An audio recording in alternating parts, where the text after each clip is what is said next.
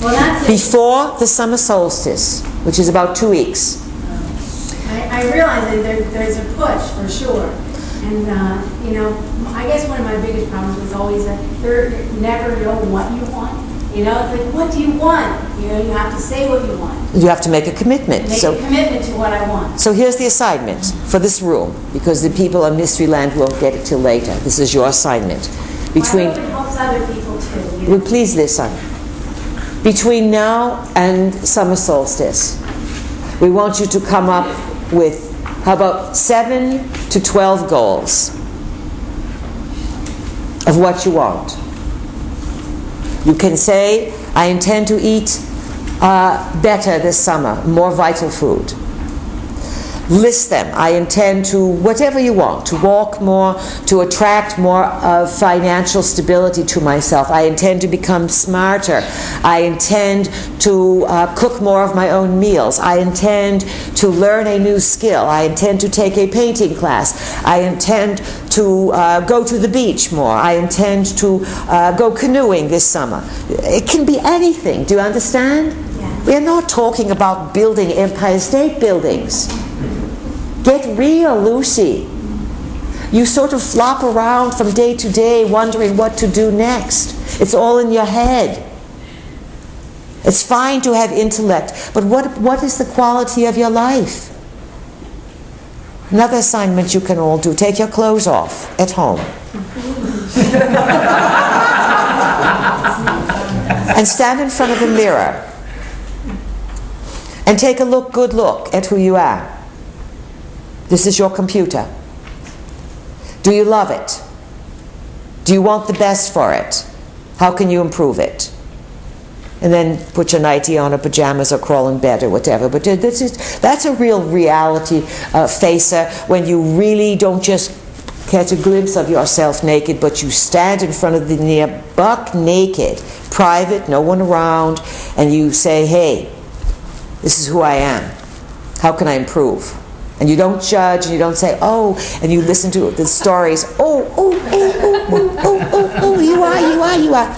Clear it all away, and simply say, I'm with you, I love you, I want to improve you. Another assignment there that can help you. You have to direct the energy. The energy is like food. We can load you up with food, and if then you'll say, well, I don't know what to do with it. We'll say, well, you have to prepare it. If you have potatoes, how would you like the potatoes prepared? So if there's energy, what would you like to do with the energy? Not change the world, enhance your life. Just simple enhancing your life. You may say, I want to have friends over a few times this summer, or I want to go on a picnic with friends and we all bring our own food and we go to a beautiful spot and we have a lovely day eating outdoors. That's a nice goal, isn't it? And you don't have to know how that's going to happen. You put it out there and then it happens. You follow? Yes. We've humbled you, good. Don't argue for your limitations. Who else has a question? Yes, you are. Who is it? Fred.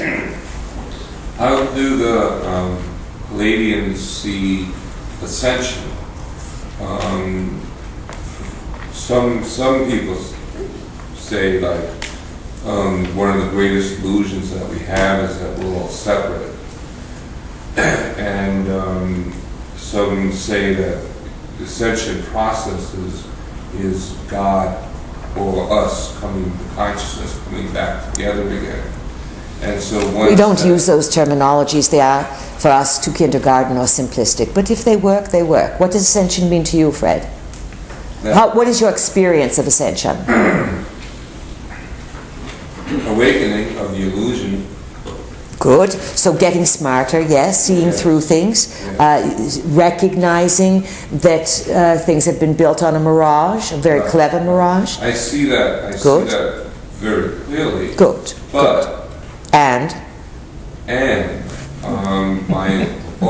I am very frustrated because these awakenings, these knowledge, these understandings haven't helped me to achieve happiness. Oh, love. good. So then now you must take a risk and reach out.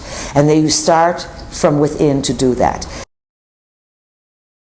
It is fine to see through the mirage and to see the illusion, the very clever, contrived picture that has been presented to you, and how your own belief system has sort of like fallen for it, all right? What do you mean, my belief system? Well, everyone's belief system, Before. you grew up trusting authority, so if authority told you something, you believe it, yes? Yes. This is how the whole pedophile thing grew out of proportion. The priest has all the authority. They are God on earth, so then they can do whatever they want. Do you understand? Yes. So now it's fine to bust through that paradigm, and this is a very brave question that you are asking. But now you want to use your life experience, and so you need to trust. And it seems to us, if we can be clear with you, that you have been hurt in your life. You carry hurt with you in your energetic field. Disappointment, whether it is abandonment or betrayal or something like this, but you have taken on hurt, and so it has isolated you from the human experience, taking a risk, trusting others, and you have become enamored of exploring reality, and you've got a picture of it, but you don't have a rich experience of it. Exactly. You're observing it rather than participating in it. Yes. All right? Let's see what we can come up for you. You have to get into some behavior, some sort of opening to trust yourself. So first of all, when you are having your private moments there, when you are in front of the mirror buck naked, you say to yourself, Fred, you can do better. Everyone on the planet's been hurt. Everyone has had a betrayal. Everyone has had a bit of a muck-up now and again. What's the purpose of yours? And let it go. Forgive and move on. And whatever hurts you, realize you've probably done to someone else along the lines of time, and you're just getting it back so you know what power and what energies do. And then you can, before you go to sleep, for many nights now, Fred, you are going to say this. Many nights, and we will work with you because we understand that you need this. For many nights you will say, I am asking for my higher self to help me in the dream state, let go and heal of my wounds, and to allow me to trust and blossom and open to friends and love. Thank you. And an enhanced human experience. Thank you, Prime Creator. Thank you, guides. And thank myself for even thinking of it. Okay. Many times. That's your prayer. Do you understand? And eventually you will move through, and you might have to process through the loss and the trauma, and you might find yourself at some point emotional and crying, and because it's stored in your physical body. If you could, sometimes when things get stored in the physical body, body work is very important, but sometimes cleaning out the colon is very, very important. You can do this by having some juice fasts, drinking juice for a few days, watermelon, you're in watermelon season. Sometimes just having watermelon for a day or two can really move things out. There are colon cleanses that are very important because the body stores trauma and memory in the tissue, in soft tissue. Information is stored in stone and bone, and then things that you hold on to often get stored in the chest area or the intestinal area, and unfortunately it gets built up as old fecal matter. And then things start building up in here and it wrecks your whole body. So any of you who want to move some energy, guess what? You move what's inside and get a bowel movement going.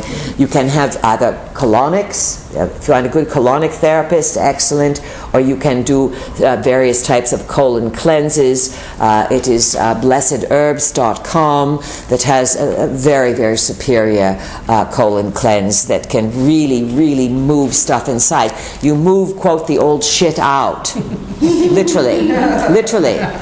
and it has emotions connected to it, and you make room for something new. So sometimes you really have to, if you want your car to look better, you have to go wash it, wax it, and clean up the inside and clean out the trunk. Same thing with the body. It needs sometimes real action to show, hey, I'm really serious about this. All right? Yes, thank you. Good.